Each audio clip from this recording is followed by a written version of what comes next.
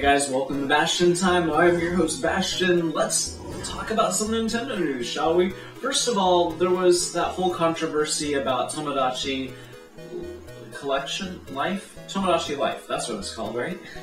And the fact that when it came out in Japan, I've talked about this several times, when it came out in Japan, it only allowed for opposite-sex relationships, which is interesting because what it does is imports your Miis that you have already and then sort of puts them in this fictional, weird town along with other celebrities and things, and they'll interact. But it's supposed to be based on you, actually you. It's not like Animal Crossing where it's all fictional characters. It's supposed to be based on your real life, so what if two of your friends were in a same-sex relationship? It would not represent that at all. Or if you were in a same-sex relationship, it wouldn't represent that at all. But then some Japanese people found a glitch that allowed them to sort of dress up like a female Mii to look like a male Mii, and then they would be able to make them a same-sex couple. It's very confusing because then that prevented people from being able to save or not complete the game, although it doesn't sound like it's the kind of game where you can complete it, so it must have just been a saving issue or something. So because of that, Nintendo released a patch to fix the bug, but then that caused a whole lot of controversy. Oh, so same-sex relationships are some kind of glitch that you have to fix, was kind of the sentiment. And so Nintendo came forward and was like, no, it's just that because of the way the game is programmed, it prevented people from being able to progress in the game. And then other people were like, well, why did you design it that way in the first place? You should have just allowed that from the get-go. It's 2014, for goodness sake. So Nintendo has consistently, when this has been a controversy, has stepped forward and said, their stance is, it's how we originally programmed the game, we can't completely reprogram the game to now allow for it, we're sorry. Well, GLAAD, the gay, I don't know what it stands for, but it's like one of the gay sort of groups has come forward and said, the same kind of thing, like, well, it shouldn't have been originally programmed that way. It's unfortunate because, now the whole point of the game is to allow your real life Miis, your Miis based on your real life relationships to interact, and that can't be true for some people. So it defeats the whole purpose of the game. And so Nintendo has, now that there's like somebody else stepping forward, a group stepping forward and saying that, Nintendo says, we are sorry.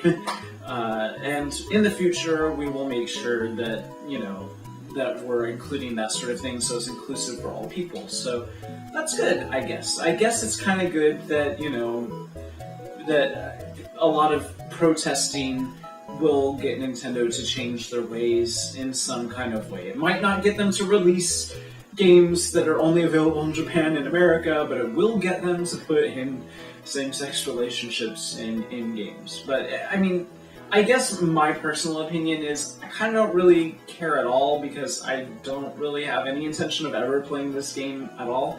It does not look like my cup of tea. But I guess I feel like if it is supposed to represent, if it is your actual Mii and your friends' Miis and your family's Miis, and it is supposed to, the whole point of it is supposed to be a representation of you and your friends and family interacting in this weird, crazy town with these weird other characters, then it would make sense for everybody to be included in that and to make that like what if the glitch or whatever was that it wouldn't allow, if you had a brother, it would allow you to be like, oh, you're my brother, but if you had a sister, it would treat your sister like a complete stranger. That would be weird. It wouldn't make sense because the whole point is it's supposed to be your actual relationship. So my long-winded rant, I guess this should have been a Bastian rant. Oh well, my long-winded rant is that I'm glad, I guess, that GLAAD,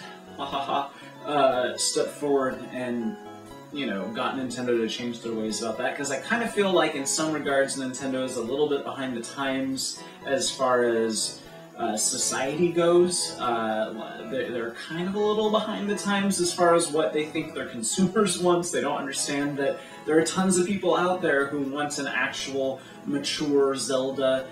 They don't see that at all. They think that all anybody wants is a cartoony Zelda, and I only want a cartoony Zelda, but I know there are tons of people out there who want a realistic Zelda, and they don't see that. They are completely, they have blinders on. There are a lot of things that about Nintendo that, while I love them, they're kind of living a little bit in the past about. So it's good to see that, at least with regard to this, they're willing to take a step into the future a little bit, or at least into the present. As somebody recently pointed out, actually, I guess this is going to be a Bastion rant. As I'm recording this, it was just going to be part of a regular Bastion news, Bastion Time Nintendo news story, but this is getting way too long to be that, so it's going to be a Bastion rant, and I guess now I know it's going to air this coming Sunday. In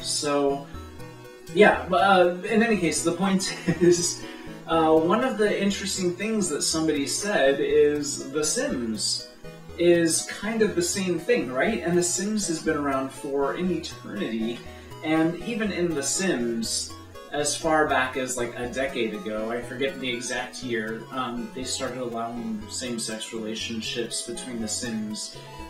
So it is very archaic of Nintendo to not even realize that this is something they should have put in a game released in 2014. In any case, I guess this was a Bastion rant after all. See you guys tomorrow for some Nintendo news. Bye, guys.